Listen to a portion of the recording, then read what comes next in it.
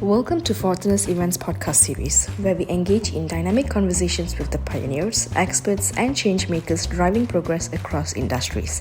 In each episode, we explore how cutting-edge innovations, strategic approaches, and emerging trends are reshaping the future of businesses. Our goal is to offer fresh insights into the evolving challenges and opportunities that professionals face today. I'm your host, Shweta, Senior Content Executive at Fortuna's Events. Hi, Richard. Thank you so much for joining us today. We are really excited to have you here and dive into your experiences into transport planning, particularly in the Middle East. For those who don't know, Richard is the director of KSA International at Transpo Group, with a wealth of experience in transport planning across UK and Middle East. His work spans from developing sustainable future-proof mobility solutions to leading high-impact projects across the region. Richard, you've got a really diverse and fascinating career, and I'm looking forward to hearing more about it today. Before we get into the serious stuff, I'd love to know, what is your go-to way of commute? Is there a mode of transport you prefer or find most interesting? Depends on the journey. So if it's the office and I'm in Dubai, I often use the Dubai tram. It's close to my house and we have a stop just outside the office. So it's one of the things we looked at when we were locating the office to be near a public transport hub. All right. Richard, you've worked extensively in both the UK and now in the Middle East. What inspired that transition? And how was it like for you? Has it influenced any of your approach to transport planning here in the region itself? Absolutely, yes, it has. So in 2008, I was with MVA Consultancy and I came out to the Middle East to help on a project for 7 months. And I went back in 2009, back to the UK. But I still had an enthusiasm and an appetite for Dubai and its leading approach for transport in the region. So then a friend contacted me who knew of a company looking for a principal transport planner with a background in transport modelling and economics. So then I came with a view that I would stay 2 years, and that was 14 years ago. Wow. In terms of shaping our transport planning approach, I think the vision for the projects in the region, being at the forefront of innovation, along with the scale and the pace at which they're delivered, makes you learn new techniques to deliver these. And also in the solutions you provide, they always want to be cutting edge and not just business as usual, as we would do in the UK, for instance. I see. How has the culture played a difference? Did the culture play a difference in any of these two regions? It does, particularly in KSA initially, where you had a separation of females and males initially, which has now gone away and is more integrated. The other thing that's had a big influence is the weather. I see. When it's 50 degrees outside, people don't really want to walk. So it definitely has an impact. I see. Agree. The scale, ambition, and climate definitely do make an impact. All right. Can you walk us through what a typical day looks like for you as the director of KSA and International at Transpo Group? Sure. So it really depends on where I am, if I'm in Saudi or the UAE. But typically I'll wake up between 5 and 6 a.m. and then I'll listen to an audiobook while I feed my cats if I'm in Dubai. Nice. And then I prepare myself a smoothie usually. And then about 30 minutes later, I'll start to read some emails from work. And then I start to prepare my day. And it's pretty varied then, depending on what I'm going to do in the day and what's going on. So I typically work a little bit at home at this point. So kind of 6:30ish, I'm working at home a little bit. And then I may go to the office, or I may work at home, or I may go and meet some clients for a coffee.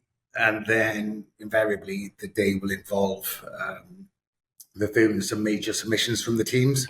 So in terms of reports or other submissions, and meeting with clients and sometimes giving my overview and trying to then look for future opportunities and reviewing other opportunities that come in.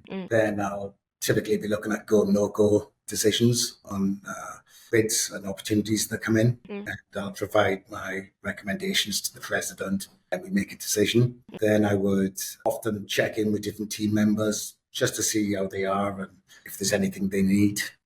And one thing I do a lot is I look for ideas to increase the office and work-life experience. Oh, that's nice. We spend 1/3 of our lives here. So it's got to be hospitable. And then often my president gets ideas from me, such as fruit in the office or mentoring sessions, social and other flexible lifestyle aspects. So What's your favorite? I think we're very flexible in working hours. And also remote working inside the country and outside of the country.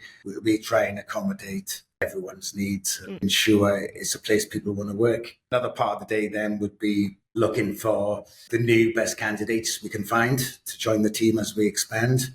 So we're always on the lookout for good talent, and we are often scouring for these. Nice. And then just have a look at what methods the teams are using and see if we can develop these further and see how we can innovate innovation to the work.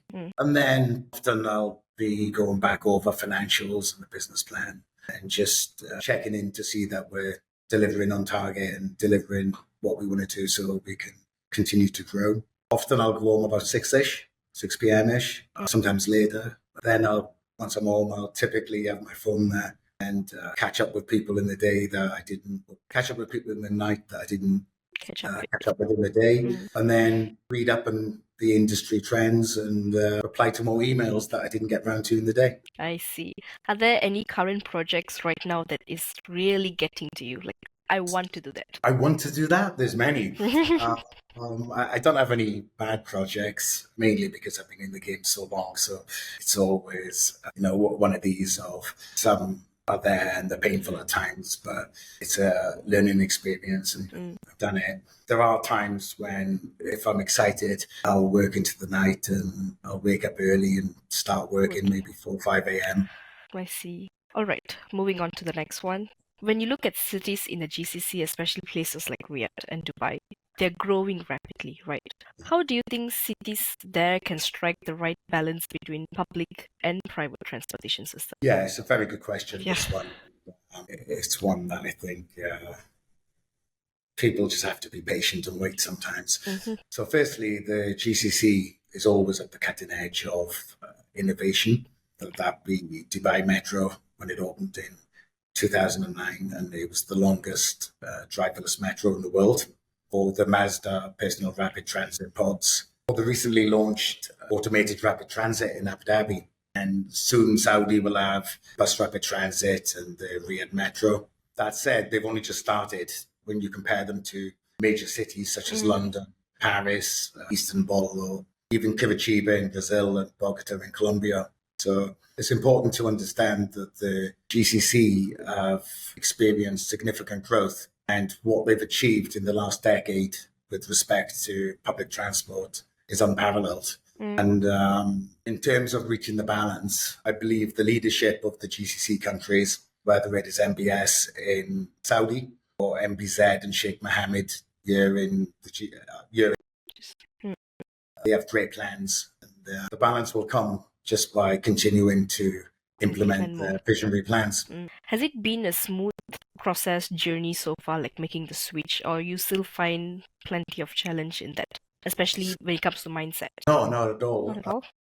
I have a lot of friends who are Saudi locals and UAE locals, and I've been here so long, I see it more as at home than I do the UK. So I think I would have more of a struggle going back to the UK pace and developing solutions that we developed before I was even born. Whereas here, we're always at the front edge, and the scale of the projects is just much better. Small development here is a major development in the UK. Understand. Because right here in Malaysia, it is definitely different. Even if you are using the public transport, people would still encourage you to get your own car, drive, whatsoever. Yeah, and this is happening around the world, to be honest. Sure, in a very public transport centric city such as London, I think the UAE is catching up, Saudi as well. And if you just take Qatar with the World Cup, what they achieved, I think it was about 70% more share on public transport. So it showed it can be done without volumes. All right. What would you say the biggest misconception people have about transport planning and the kind of work you do? This is really easy, actually. Quite often they'll ask, so do you plan bus timetables, truck time schedules, Okay. or you're responsible for traffic signals, which sometimes we may be. But very few consider that we're actually developing complex computational models that replicate the behavior of the entire population, each type of population, or every person type, and then their interactions with the land use and engineering concepts. In one model, we'll have hundreds of gigabytes of inputs, so a huge amount of data going in, and thousands of individually calibrated parameters, thousands of algorithms. And from here, then we're forecasting 20, 30 years into the future and planning according to these and making sure things will work long after we're retired, and making sure the economics are also there for them as well.